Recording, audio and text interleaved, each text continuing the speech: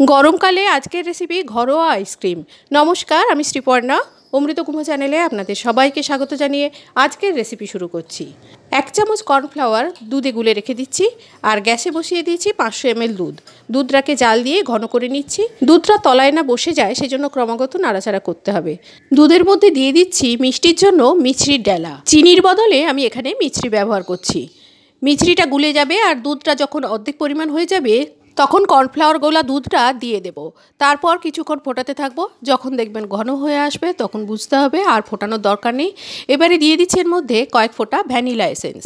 আপনারা ফ্লেভারের জন্য এলাচের গুঁড়োও ব্যবহার করতে পারেন। আমি এখানে শুধু ভ্যানিলা এসেন্সই দিলাম। যখন ফুটে এরকম ঘন হয়ে যাবে তখন গ্যাসটা বন্ধ করে ঠান্ডা করে একটা মিক্সিং জারে ঢেলে নিচ্ছি। 30 সেকেন্ড মতো ব্লেন্ড করে নেওয়ার পর আপনাদের দেখাচ্ছি এটা কীরকম কনসিস্টেন্সি এসেছে। এটাকে 5-6 ঘন্টা ফ্রিজে জমিয়ে রেখে আবারও ব্লেন্ড করে আবার একটু জমালে তাহলে একেবারে দোকানের মতো আইসক্রিম হয়। কিন্তু আমি আপনাদের ঘরোয়া আইসক্রিম দেখাচ্ছি, তাই এটাকে একেবারে একটা আইসক্রিম মোল্ডারের মধ্যে ঢেলে নিচ্ছি।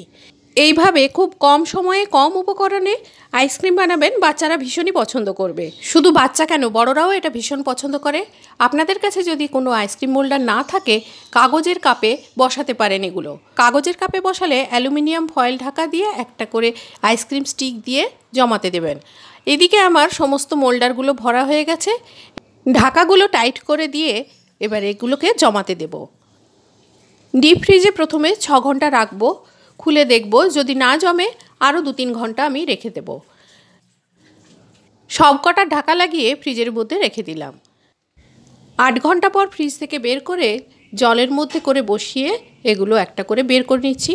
পরিবেশন করে দেখাচ্ছি আজকের এই আইসক্রিম।